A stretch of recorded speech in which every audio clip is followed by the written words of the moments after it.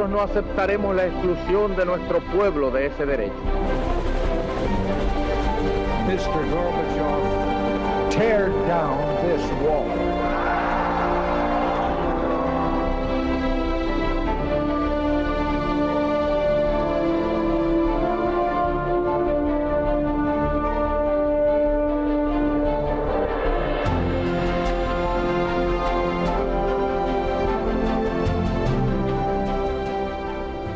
Señoras y señores, bienvenidos a Tiempos Modernos. En mayo de 1898, la escuadra española y la estadounidense se enfrentaron en la bahía de Manila en una batalla sin esperanza para los primeros. El desastre fue completo, pero no supuso el final de las operaciones de la Armada Española en aquella región del mundo. Aún quedaba una flotilla en el Pacífico que daría que hablar. Estaba comandada por el capitán de navío José Ferrer y Pérez de las Cuevas. Fueron los últimos de Filipinas en el mar. En abril de 1898 estalló la guerra entre los Estados Unidos y España. El 1 de mayo de ese año tuvo lugar el encuentro en Filipinas entre las fuerzas estadounidenses y españolas.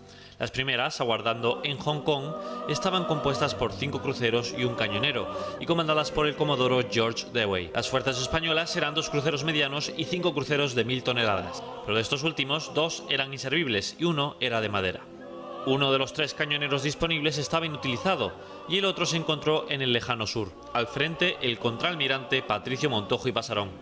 53 cañones estadounidenses contra 27 españoles, con ventaja también en los calibres para los primeros. La mañana del 1 de mayo, Dewey encontró a la escuadra española en Cavite, en la misma bahía de la capital. Sus buques, armados con potentes y modernos cañones, disponían de una capacidad de tiro 10 veces superior a la española, aunque durante el combate apenas el 1% de sus disparos hicieron blanco. Su movilidad igualmente era mayor, de modo que los buques estadounidenses efectuaban una pasada tras otra. Montojo lanzó entonces el crucero de primera y buque insignia Reina Cristina, así como el Don Juan de Austria contra el USS Olympia, la nave insignia de Dewey. Los españoles tuvieron que desistir de su ataque ante el poderío naval enemigo. 4 de los buques españoles resultaron gravemente dañados y el capitán de navío Luis Cardarso murió en la acción. Pero para Dewey la situación se estaba complicando. Con grandes pérdidas de munición, muy lejos de sus bases y sin haber causado grandes daños a los españoles, podía haberse convertido en presa de estos. Sin embargo, tras explotar el Reina Cristina y el Castilla y ser dañados el Velasco y el Lezo, y cuando el combate estaba aún indeciso, Montojo decidió incomprensiblemente abandonar. La escuadra española llegó a alcanzar a 2 de los buques enemigos, el Boston y el Baltimore, causando 51 bajas a los norteamericanos, de los que 13 fueron muertos. Por su parte, encajó unas pérdidas de 77, de los que 60 fueron muertos. Dewey había tomado la bahía de Manila y los filipinos se alzaron con decisión. La derrota española en Cavite no fue el fin de la presencia española en aquellas aguas. Aún quedaba la división naval del sur de Mindanao, al mando del capitán de navío don José Ferrer y Pérez de las Cuevas, con una pequeña flota. Constaba de los buques General Álava, que era un transporte, y un estimable cañonero como era el Cano y otros 9. En las Islas Carolina, además, se hallaban 2 cañoneros que actuaron de modo independiente. El cañonero El Cano se apuntó un éxito al apresar una fragata mercante estadounidense, la Saranac. Ferrer ordenó concentrar todos los buques disponibles en la Isabela y traspasar el artillado de las cañoneras fluviales al general Álava, y que los buques sirvieran de apoyo en la lucha contra los rebeldes. Los cañoneros españoles obtuvieron meritorias victorias navales y además apoyaron las acciones en tierra del general Ríos, gobernador de la indómita Mindanao, para fortalecer el dominio español sobre el archipiélago. La misión de nuestras fuerzas, tras firmar el Tratado de París el 10 de diciembre de 1898, varió para centrarse en la concentración y evacuación de las tropas y los residentes españoles en el archipiélago, lo que obligó a continuar las operaciones ya sin perspectiva alguna de éxito. El Álava marchó a las Carolinas a escenificar la entrega de las islas a Alemania y a evacuar la guarnición, donde también se encontraban los cañoneros Quirós y Villalobos, que luego serían vendidos a los Estados Unidos.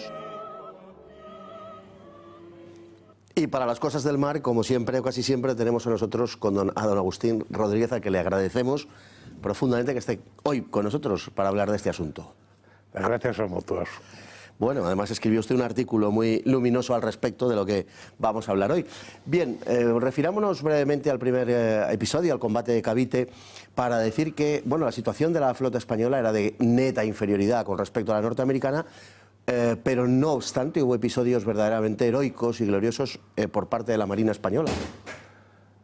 Bueno, es que ya no solamente era cuestión de inferioridad en potencia y modernidad de los barcos, es que además están en muy mal estado los barcos por la anterior guerra contra la rebelión filipina y porque dependíamos de los astilleros de Hong Kong para las reparaciones. Hong Kong, por supuesto, entonces era británico y los británicos estaban muy interesados en que las Filipinas pasaran a manos amigas, que España las iba a perder y antes de que pasaran al imperio alemán o a cualquier otra potencia o al francés, preferían que pasaran a manos de los primos americanos.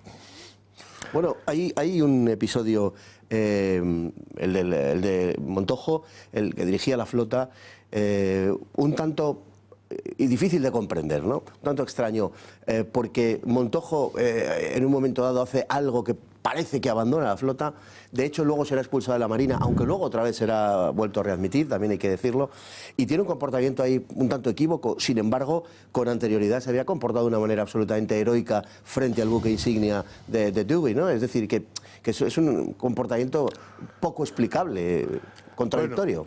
Bueno, yo creo que todos somos seres humanos, sí, eso es. Hasta los más hasta los completos y altos y aparentemente imperturbables.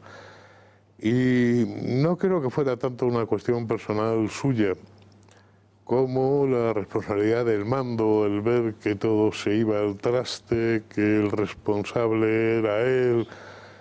Y hay veces pues que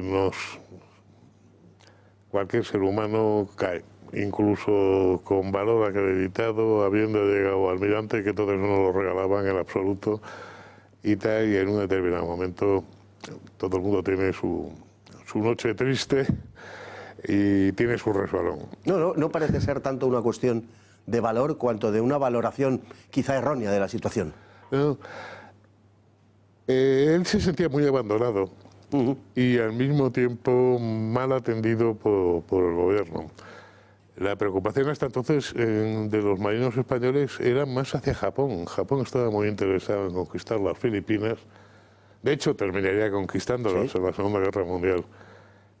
Y en Madrid, cada vez que comunica Montojo con Madrid, le están tranquilizando, diciendo que no se preocupe, que las cosas... Ahí, como suele pasar en estos casos, empezó el 98 español, que empezó con una mala conducción de la crisis, desde el punto de vista diplomático, político, de la previsión también, pero también es verdad que teníamos una doble guerra en Cuba y en Filipinas, y eso acabó un poco con los reflejos, con la paciencia y hasta con el dinero para atender las necesidades urgentes. Los buques norteamericanos eran francamente superiores a los españoles en movilidad, en potencia de tiro, en blindaje, incluso en el alcance de la artillería. Los buques norteamericanos podían situarse a distancias donde ellos sí podían hacer blanco a los españoles, mientras que a esa misma distancia los españoles no llegaban. No, eso es una leyenda, porque además hay un problema de la época, y es que aunque los cañones ya eran muy modernos, todavía no se había desarrollado los modernos sistemas de dirección de tiro. Aunque los cañones eran mucho más modernos que Trafalgar, se seguía disparando a ojo. Y eran cañones de avancarga, algunos de ellos. Y entonces la puntería, en el momento que pasaba de los 3.000, 4.000 metros, era absolutamente imposible. No era el problema de alcances, era el problema de entrenamiento, de las dotaciones, de estado de los cañones, porque los cañones también se desgastan. De haber podido hacer prácticas de tiro antes y tal. Sí, obviamente. Y, veamos, fundamentalmente, y que los cañones españoles estaban desgastados por la lucha con los filipinos y tal. La distancia entonces no era un problema. Lo va a ser poco después, cuando aparezcan las modernas direcciones de tiro que permitan disparar muy lejos. Pero entonces se seguía disparando un poco al tuntún y a ojo y a no más de 2.000 o 3.000 metros, porque Si no, lo que hacían era bombardear el mar, pero no alcanzar al enemigo. De hecho, los norteamericanos bombardearon mucho el mar, porque parece ser que solo el 1% de todo lo que dispararon alcanzó su objetivo. De cualquier forma, no es por no, en fin, por no admitirlo, sino que mirando los cañones que utilizaban unos y otros, los cañones norteamericanos, los que llegaban más lejos, sin esa precisión que apunta, desde luego, pero los que llegaban más lejos eran capaces de llegar a 6.000 metros y los españoles en ningún caso pasaban de los 4.000 metros. Es decir, que aunque eso luego no se verificara en combate, pero lo que sí es cierto es que los cañones norteamericanos eran sustancialmente mejores. Por otra parte, he encontrado también que una parte de los cañones españoles incluso, eran de comienzos de siglo. No. Los cañones, los barcos, el que más tenía 20 años. No, pero no de los barcos, de la artillería. Y las piezas lo mismo, o sea, no eran viejos. Sí que en las fortificaciones de Manila había cañones antiguos. A eso me refiero, Agustín. Esas ni participaron en el combate. Bien, pero me refiero a eso, es decir, que el estado de conservación de las defensas era verdaderamente lamentable. Además, el de los buques también. Eso sí, porque además el mar es un ambiente muy abrasivo para los metales. Exacto. Y hay que cuidarlo muchísimo. Y además, algo que la gente no recuerda es que los cañones, especialmente los cañones pesados, se desgastan con el uso y hay que volver a ponerle las estrías y tal, porque son unas presiones enormes. Entonces, incluso los cañones de la época de la Segunda Guerra Mundial, cañones pesados después de 200 o 300 tiros, hay que arreglarlos por entero de arriba abajo, porque si no valen nada. Se desgastan mucho. Se intentó mantener una parte de la posesión en Filipinas, pero los norteamericanos, los tratados de paz lo impidieron, exigieron la entrega de todo el archipiélago, 7.000 islas, o de lo contrario reanudaban las hostilidades. Sí, durante mucho tiempo se pensó que los americanos estaban más interesados solamente en la isla de Luzón y en Manila como base, porque ahí el interés era llegar a China. Era tener una base cerca de China, poco después en la guerra de los Boxers, por cierto. Y entonces se pensó por un momento que podíamos conservar el resto de las 7.000 islas que tiene Filipinas. Pero el acuerdo internacional no, porque se iba a meter alguna potencia por ahí, iba a ser problemas, entonces decidieron que se quedaban con todo.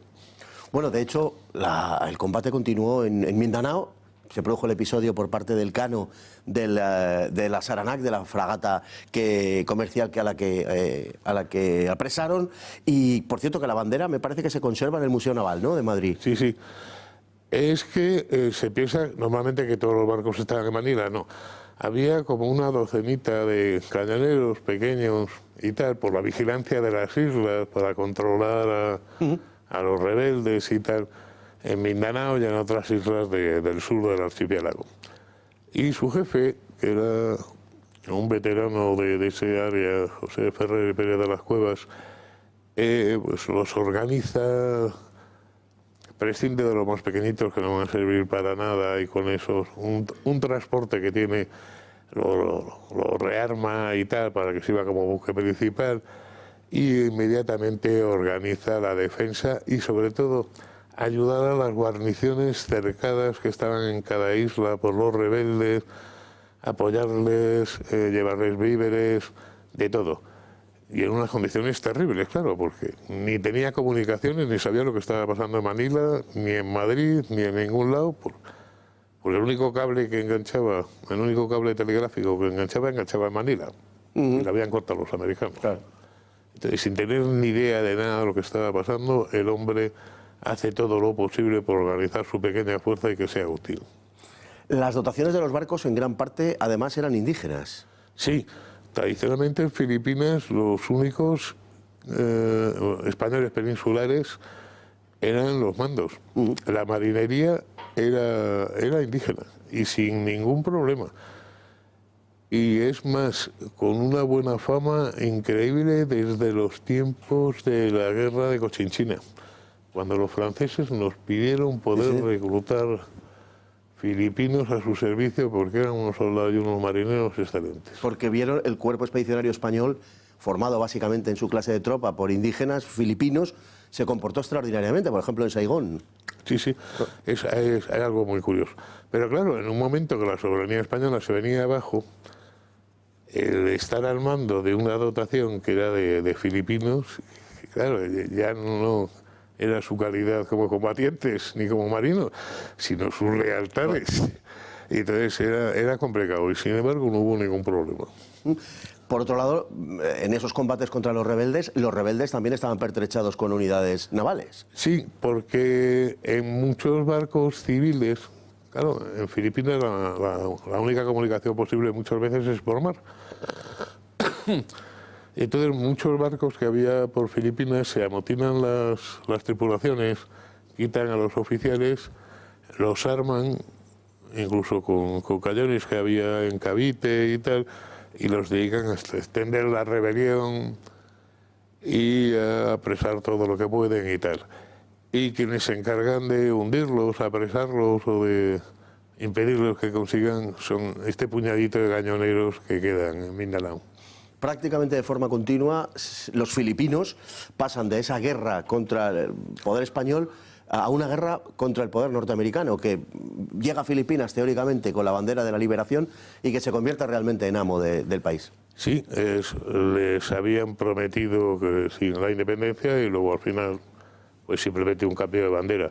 Lo curioso es que esa guerra fue mucho más dura y mucho más sangrienta que la que habían mantenido los españoles. Dura hasta 1902, dura más de 3 años. Y bueno, el número de bajas y el de sufrimiento de la población civil. Por cierto, que los americanos también hicieron lo que tanto habían criticado en Cuba, la reconcentración de las aldeas para poderlas controlar y evitar que se pasara la guerrilla y tal. Pero ya sabemos la moral humana. Si lo hago yo está bien, si lo hacen otros... Bueno... Es la política internacional también. Se decidió por parte española liquidar las armas y los materiales y se le vendieron a los norteamericanos una buena parte de ellos. Claro, no tenía sentido traerse cañoneritos que además estaban ya desgastados y que iba a ser muy difícil que pudieran volver a España y muy caro. Entonces se decidió liquidar eso. Y por medio de intermediarios vendérselo a la US Navy. Y bueno, pues ya estaban con las maletas hechas para volverse.